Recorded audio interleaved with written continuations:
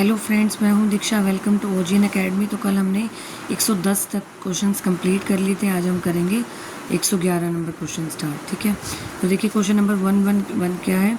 If the relaxation time of damped harmonic oscillator is 50 second. ठीक है, अगर relaxation time हमें गिवन है 50 सेकेंड, तो हमें निकालना है the time in which the energy falls to 1/4 times of initial value will be. ठीक है, तो हमें वो टाइम पीरियड निकालना है जब एनर्जी की वैल्यू 1/4 टाइम्स हो जाए इनिशियल वैल्यू की। समझ गए, इनिशियल वैल्यू के 1/4 टाइम्स हो जाए। ठीक है, तो ऑप्शन है 50 सेकेंड, 100 सेकेंड, 150 सेकेंड और 200 सेकेंड। आई होप क्वेश्चन तो समझ में आ गया होगा। तो इसका सॉल्यूशन है for damped harmonic oscillator. Damped harmonic oscillator के लिए जो मैकेनिकल एनर्जी होती है उसका फॉर्मूला होता है AT = E0 e⁻t/2। AT = E0 e⁻t/2। ठीक है, जहाँ पे E0 क्या है, इनिशियल एनर्जी। ये इनिशियल एनर्जी है, ये टाइम है जितने टाइम में जो एनर्जी है वो 1/4 टाइम्स हो जाएगी इनिशियल वैल्यू की। और टो क्या है, रिलैक्सेशन टाइम।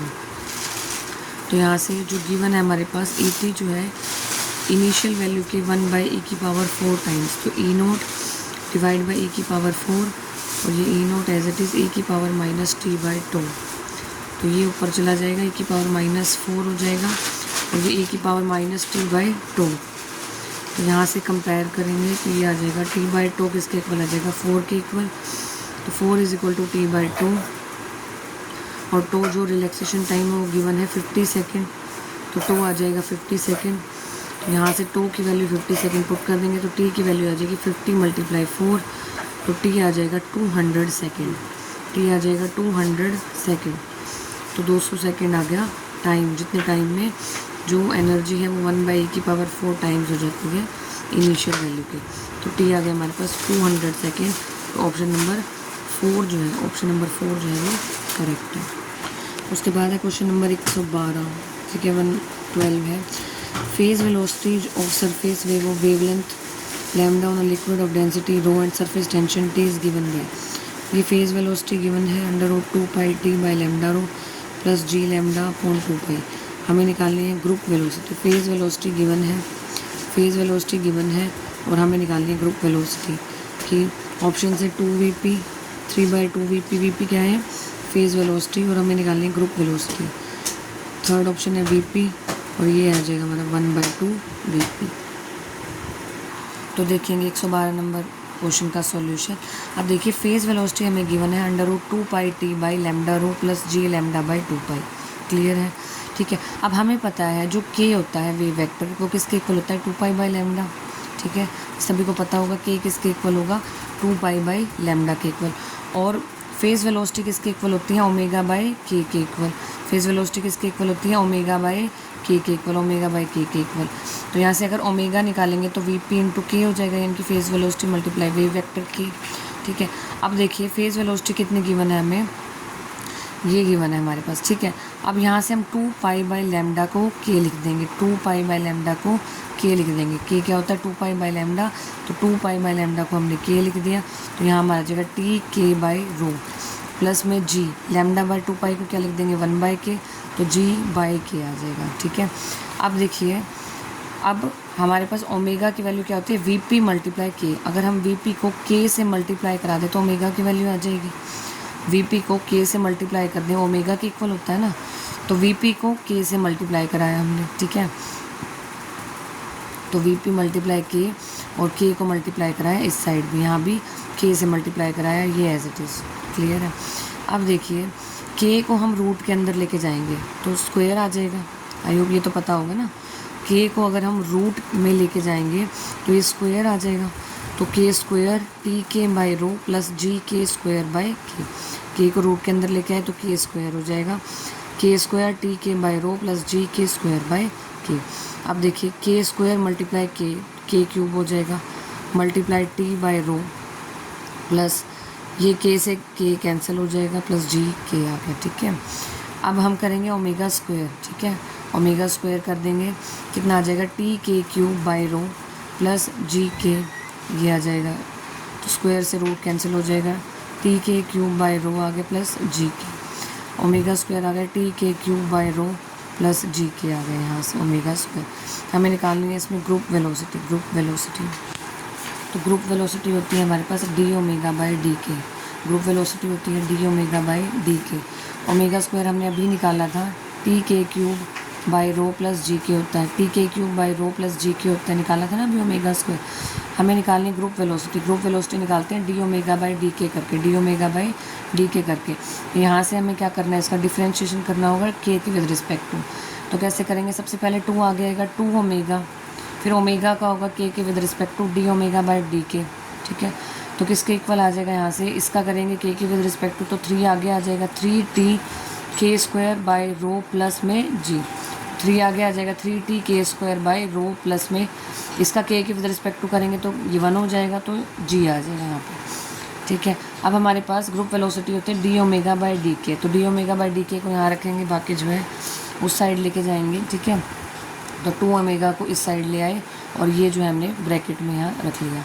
तो 3t k square by rho plus g bracket में और 1/2 ओमेगा, 2 ओमेगा यहाँ नीचे आ गया। ठीक है, अब हमारे पास देखिए, हमें पता है फेज़ वेलोसिटी किसके इक्वल होती है, ओमेगा बाई के। हमें पता है फेज़ वेलोसिटी क्या होती है, ओमेगा बाई के होती है। तो ओमेगा क्या आ जाएगा, वीपी इंटू के, वीपी इंटू के।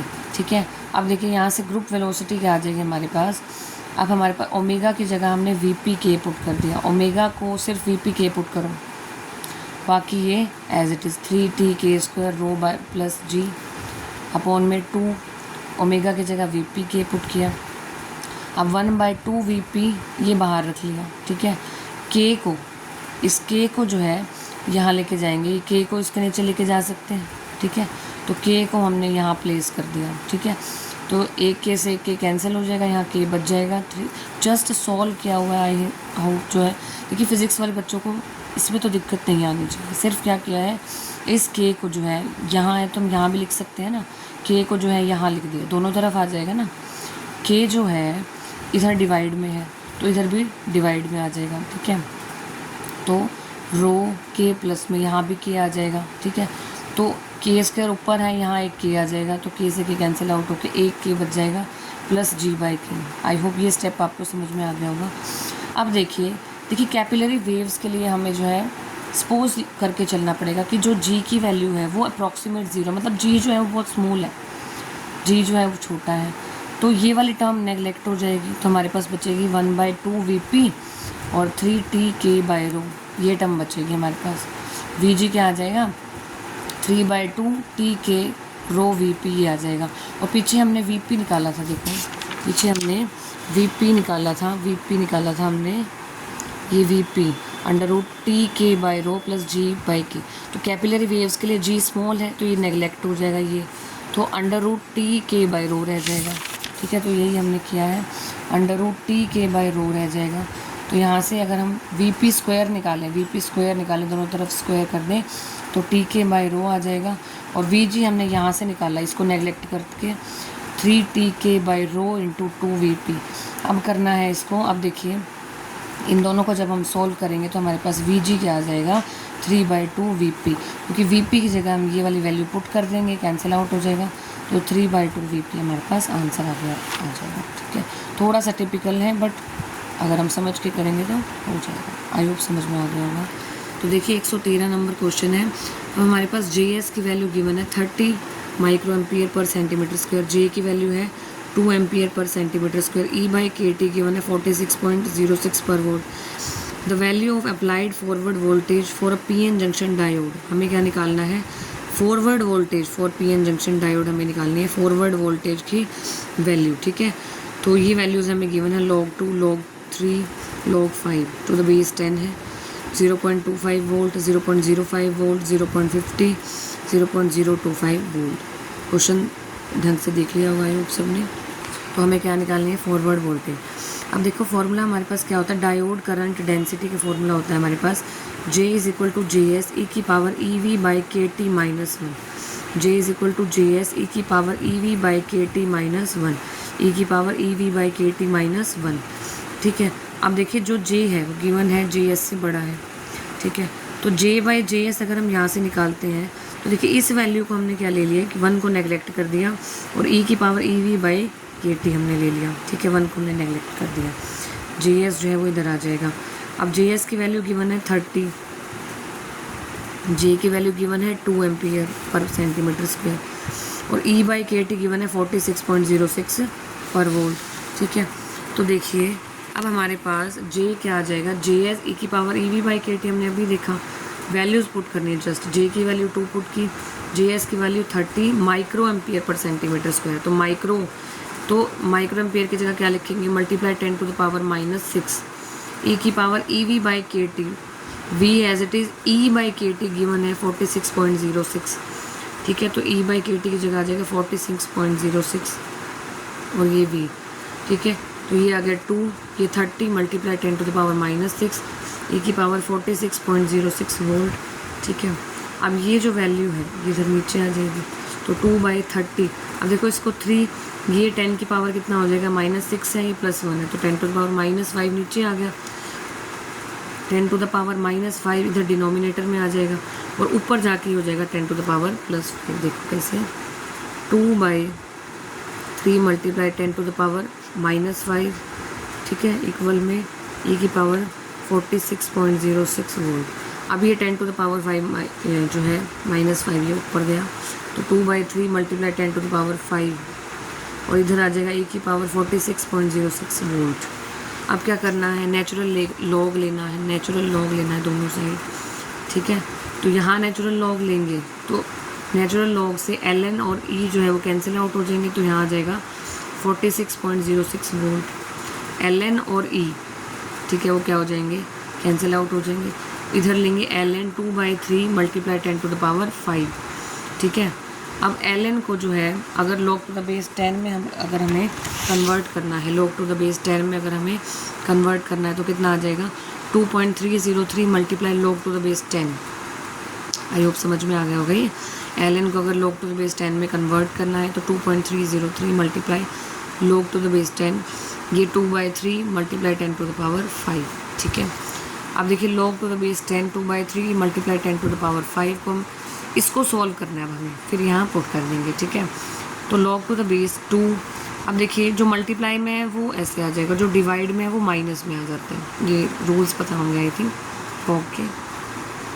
तो log टू द बेस 10 ये आ जाएगा 2 minus log to the base 10 ये आ जाएगा 3 और प्लस में log टू द बेस 10 लेंगे 10 और log to the base 10 cancel होकर यहाँ कितना आ जाएगा 5। ये स्टेप समझ में आ गया होगा कि log कैसे लेना है, जो मल्टीप्लाई में है वो प्लस आते हैं, जो डिवाइड में है वो माइनस में आ जाते हैं, ठीक है। तो log to the base 2 minus log to the base 3, ठीक है। log टू द बेस तो 10 है लेकिन ये जो 3 है यहाँ पे आ जाएगा प्लस में। अब देखिए इसका बेस भी 10 है और ये 10 है, तो यहाँ क्या आ जाएगा, log और ये जो 10 है ये कैंसिल आउट हो जाएंगे, यहाँ आ जाएगा 5। ये गिवन है log 2, ये जो log 2 की वैल्यू है, log 3 की वैल्यू है गिवन है 0.3010 0.4771 प्लस 5। इसको सॉल्व करेंगे हमारे पास आएगा 4.8239। अब इसकी वैल्यू जो हमने इक्वेशन नंबर 1 निकाली थी उसमें पुट करेंगे, ठीक है। इक्वेशन नंबर 1 जो हमने निकाली थी, कहाँ निकाली थी हमने, ये वाली, ठीक है। इस इक्वेशन में पुट कर देंगे 46.06 वोल्ट इक्वल टू में 2.303, इसकी वैल्यू हमने निकाल ली इसकी वैल्यू हमने निकाल ली 4.8239। अब करना है v आ जाएगा इधर, मल्टीप्लाई किया 11.109, 46.06 इधर आ गया, v आ जाएगा 0.241 वोल्ट। तो इसको हम 0.25 भी लिख सकते हैं, तो ऑप्शन नंबर 1 आ जाएगा करेक्ट।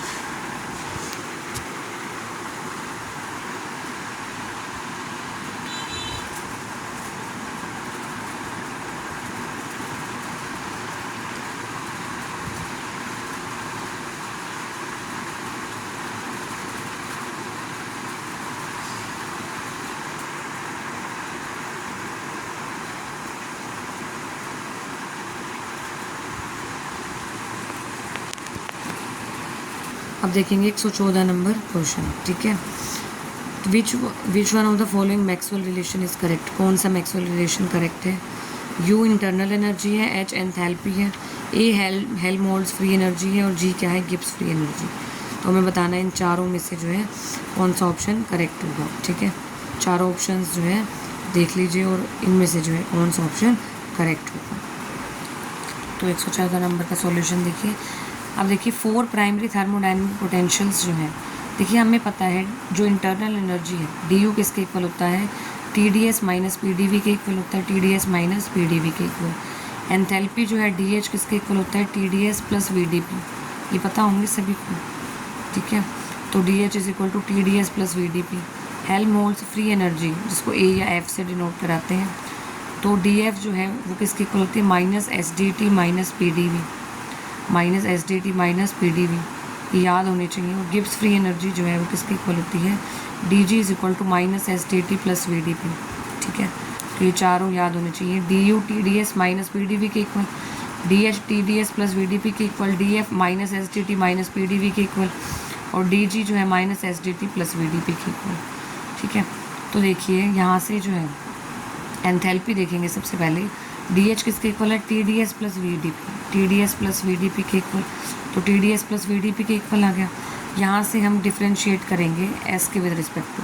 ठीक है, S क्या है, एंट्रोपी, तो यहाँ से करली H बाई करली S। S क्या है, एंट्रोपी है, U इंटरनल एनर्जी है, T टेम्परेचर है, H जो है वो एंथैल्पी है, P प्रेशर है, V वॉल्यूम है, F हेल्महोल्ट्ज़ फ्री एनर्जी है, G गिब्स फ्री एनर्जी है, S एंट्रोपी है। तो एंट्रोपी के विद रिस्पेक्ट टू डिफ्रेंशिएशन करेंगे, तो करली H बाई पार्शियल डिफ्रेंशिएट कर रहे हैं, तो करली H बाई करली S क्या आ जाएगा, T के equal at constant pressure, pressure को हमने कांस्टेंट रखा, और अगर हम एंट्रोपी को कांस्टेंट रखते हैं और करली H बाई करली P के विद रिस्पेक्ट टू निकालते हैं, तो कितना आ जाएगा हमारा, वॉल्यूम के इक्वल। तो V इज इक्वल टू करली H बाई करली P, और जो है S हमने कांस्टेंट रखा है, तो ऑप्शन नंबर 3 आ जाएगा करेक्ट। अब देखेंगे क्वेश्चन नंबर 115। अब देखिए क्या है इसमें, photon has some wavelength has de Broglie wavelength of electron. ठीक है, फोटोन की जो वेवलेंथ है वो डी ब्रोगली वेवलेंथ के इक्वल है। ठीक है, अब इनमें से जो है कौन सा ऑप्शन करेक्ट है वो हमें बताना है। ई क्या है, kinetic energy of electron, E photon, ये ई PH क्या है, kinetic energy of photon, PE क्या है, मोमेंटम ऑफ इलेक्ट्रॉन, PH क्या है, ये मोमेंटम ऑफ फोटोन, C है स्पीड ऑफ लाइट, ठीक है, V है स्पीड ऑफ इलेक्ट्रॉन। तो हमें इनमें से चारों में से बताना है कौन सा जो है रिलेशन करेक्ट होगा। चारों ऑप्शन जो है वो ध्यान से देख लीजिए, इनमें से हमें बताना है इन चारों में से जो है कौन सा जो है करेक्ट होगा। तो देखेंगे 115 नंबर का सॉल्यूशन। तो देखिए photon has same wavelength as de Broglie wavelength of electron, given है हमें कि जो फोटोन है उसकी वेवलेंथ सेम है de Broglie wavelength of electron के इक्वल है। तो लैम्डा फोटोन किसके इक्वल है, लैम्डा ई के इक्वल, और वो इक्वल है लैम्डा के। अब देखिए काइनेटिक एनर्जी किसके इक्वल है, हाफ mv²। ठीक है, ई ऑफ फोटोन किसके इक्वल होती है, hc by lambda, h new होती है ना। देखिए काइनेटिक एनर्जी जो है फोटोन की कितनी होती है, h न्यू को लिख सकते हैं c बाई लैम्डा, तो ई फोटोन आ गया hc बाई लैम्डा। और काइनेटिक एनर्जी जो है हाफ mv² होती है। ठीक है, मोमेंटम ऑफ इलेक्ट्रॉन mv होता है। ठीक है, या फिर h बाई लैम्डा भी लिख सकते हैं, क्योंकि लैम्डा क्या होता है, h बाई p होता है ना, डी ब्रोगली रिलेशन। और यहाँ से p फोटोन आ जाएगा हमारे पास h by lambda, p photon क्या आ जाएगा, h बाई लैम्डा। इसके बाद काइनेटिक एनर्जी होती है हाफ mv², यहाँ m से मल्टीप्लाई और m से डिवाइड करा दिया, तो half m² v² by m आ गया, तो हाफ।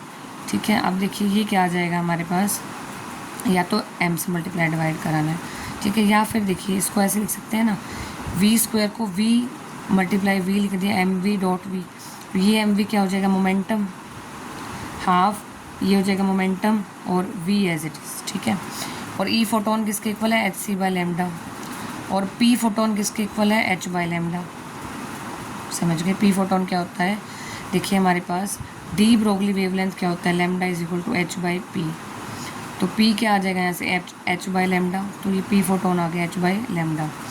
ठीक है, और e फोटोन जो है ये पता है ना, देखिए ये रिलेशन हमारे पास फिक्स है, E is equal to h nu, यानी कि hc by lambda.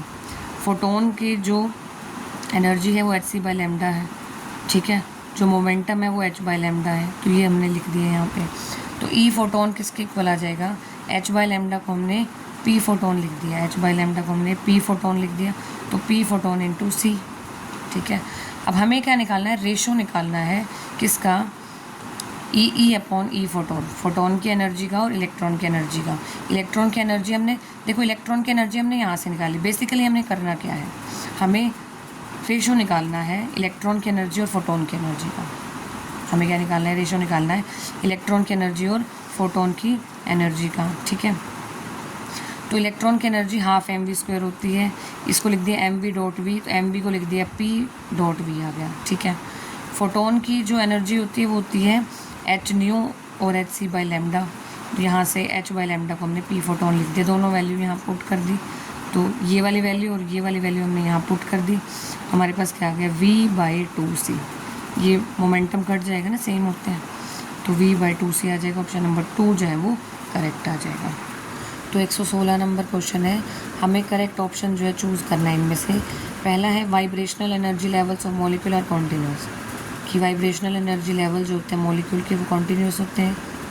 The rotational energy levels of diatomic molecules are continuous, rotational energy level जो होते हैं डायटोमिक मॉलिक्यूल के लिए वो कॉन्टीन्यूस होते हैं।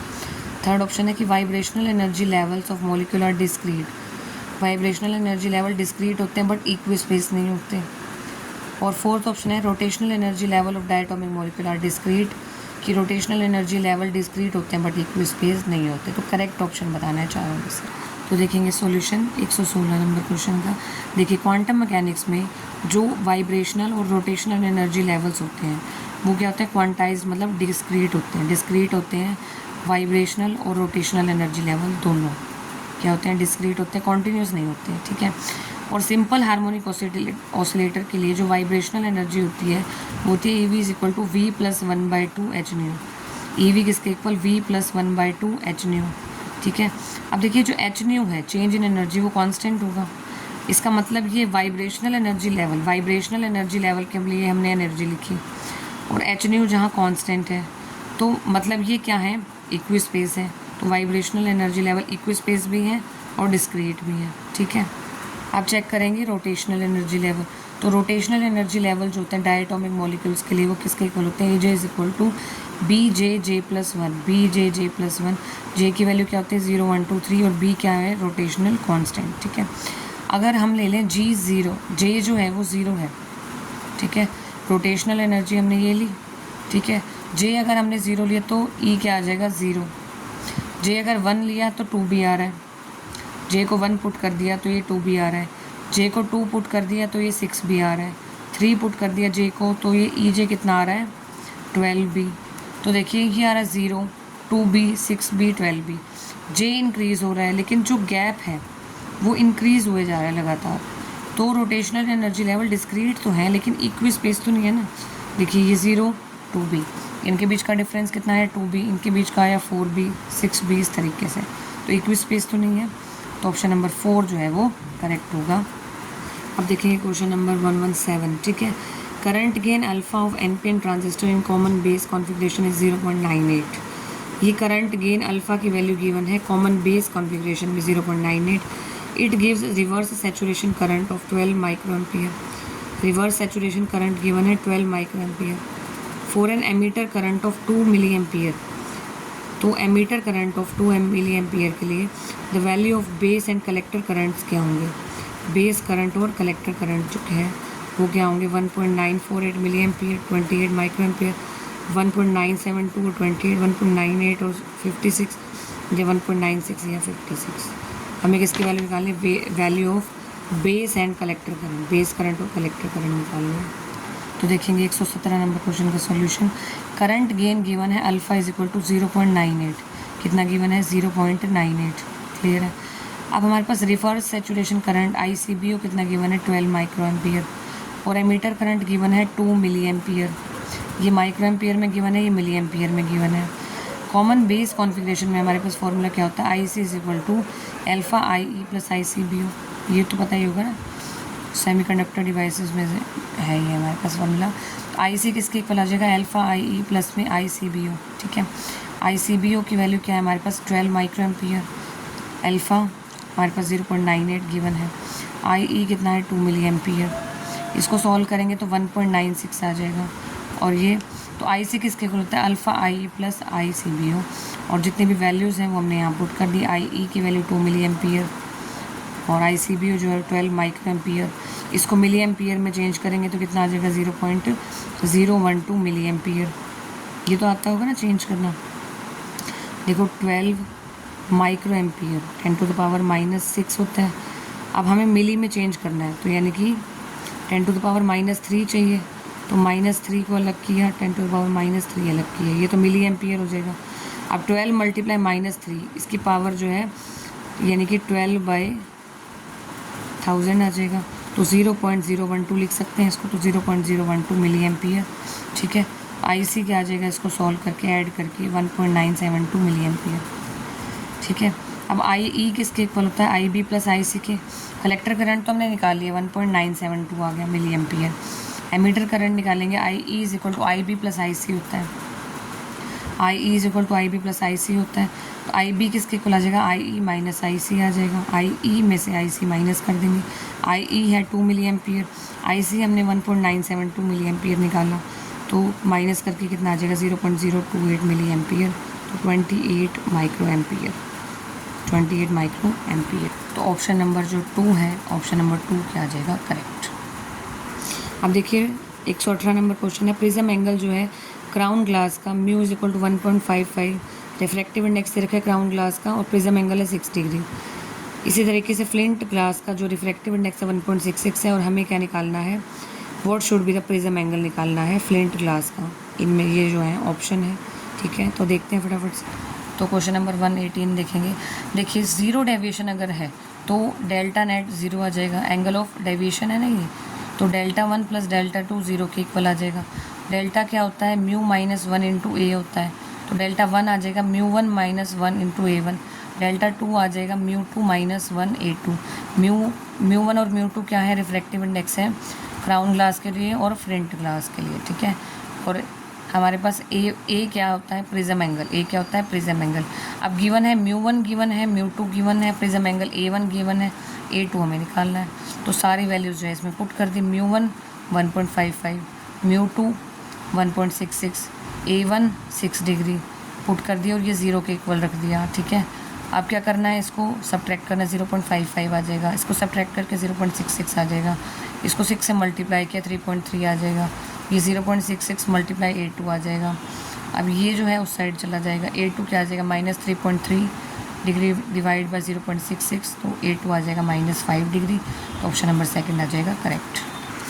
तो देखिए क्वेश्चन नंबर 119, कोई रडार है जिसकी पावर गिवन है 1 किलोवाट और ऑपरेट कर रही है गीगाहर्ट्ज़ की फ्रीक्वेंसी पे, और लोकेट है ये माउंटेन टॉप पे 500 मीटर की। तो मैक्सिमम डिस्टेंस निकालना जिस पे डिटेक्ट कर सके, ऑब्जेक्ट लोकेट कर रहा है अगर जो अर्थ के सरफेस पे। ऑप्शन है 50 किलोमीटर, 64, 40 और 80। ठीक है, 40 और 80।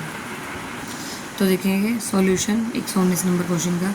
देखिए maximum line of site distance D जो होता है, ठीक है, from height H two the horizon on earth is given bye, तो इसका फॉर्मूला होता है √2RH। ये फॉर्मूला अप्लाई करेंगे, maximum line of site distance D √2RH के इक्वल होता है।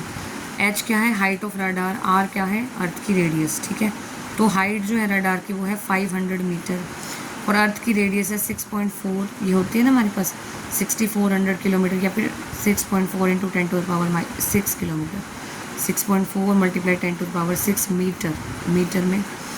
तो ये दोनों वैल्यूज़ जो है हम यहाँ पुट कर देंगे। अब देखो √2 आर की वैल्यू है 6.4 मल्टीप्लाई 10⁻6, एच की वैल्यू हमारे पास 500। सॉल्व कर लेंगे इसको मल्टीप्लाई करेंगे 12.8, ये 10⁻6 एज इट इज़, ये 500। इनको मल्टीप्लाई करेंगे 6400 मल्टीप्लाई 10⁻6, तो यहाँ आ जाएगा 64 मल्टीप्लाई 10⁸। इसको रूट से बाहर लेके जाएंगे, 64 अंडर रूट आ जाएगा 8 मल्टीप्लाई 10⁴, यानी कि 80 किलोमीटर आ गया। ऑप्शन नंबर 4 आ गया करेक्ट। तो क्वेश्चन नंबर 120 देखेंगे। ठीक है, देखिए steam eight 100 degree Celsius, 100 degree Celsius पे स्टीम को पास किया किसमें, 20 ग्राम ऑफ वाटर में। जो वाटर है वो 10 डिग्री सेल्सियस पे। तो जब वाटर जो है 80 डिग्री सेल्सियस टेम्परेचर एक्वायर करेगा तो मास ऑफ वाटर क्या होगा। ठीक है, तो ये ऑप्शन है। Specific heat of water given है 1 कैलोरी पर ग्राम पर कूलम। लेटेंट हीट गिवन है 540, ये 4 ऑप्शन है, हमें क्या निकालना है, mass of water, mass of water. तो सॉल्यूशन देखेंगे 120 का, प्रिंसिपल ऑफ कैलोरीमेट्री यूज़ करेंगे, heat lost by steam is equal to heat gain by water, m क्या है, मास ऑफ स्टीम है, ठीक है। अब देखिए हीट लॉस्ट कितनी आ जाएगी, हीट लॉस्ट एक तो लॉस्ट हो रही है कंडेंस करने में, कितने सेल्सियस तक, 100 डिग्री सेल्सियस तक, एक लॉस हो रही है कूल करने में 100 डिग्री सेल्सियस से 80 डिग्री सेल्सियस तक कूल हो रहा है ना, तो Q1 आ जाएगा ml के इक्वल, Q2 आ जाएगा mc/dt के इक्वल, तो m into 540, latent heat given है 540, स्पेसिफिक हीट गिवन है 1, और टेम्परेचर चेंज कितना आ जाएगा 100 माइनस 80 यानी कि 20, तो ये आ गया 20m, ये आ गया 540m, इनको ऐड करेंगे 560m आ जाएगा। फिर निकालेंगे heat gain by water, heat gain by water कितना आएगा, देखिए Q gain is equal to mc/dt, mass given है वाटर का 20 ग्राम, C यानी कि स्पेसिफिक हीट 1 गिवन है, डेल्टा T यानी कि 10 degree Celsius to 80 degree Celsius, 80 minus 10 आ जाएगा डेल्टा T, तो ये माइनस करके 70 आ जाएगा, ये आ जाएगा 1400 कैलोरी। अब हीट लॉस्ट किसके इक्वल है, हीट गेन के इक्वल, तो 560 निकाली थी ना हमने हीट लॉस्ट, और हीट गेन है 1400, यहाँ से m कितना आ जाएगा 1400 डिवाइड बाई 560, 1400 डिवाइड बाई 560, तो ये आ जाएगा 2.5 ग्राम। अब देखिए टोटल मास कैसे आएगा, इनिशियल मास कितना था वाटर का 20 ग्राम, और ये मास जो है कंडेंस स्टीम का कितना आ गया 2.5 ग्राम, तो टोटल कितना आ जाएगा 22.5 ग्राम, 22.5 ग्राम, ऑप्शन नंबर 1 आ जाएगा करेक्ट, ऑप्शन नंबर 1 आ जाएगा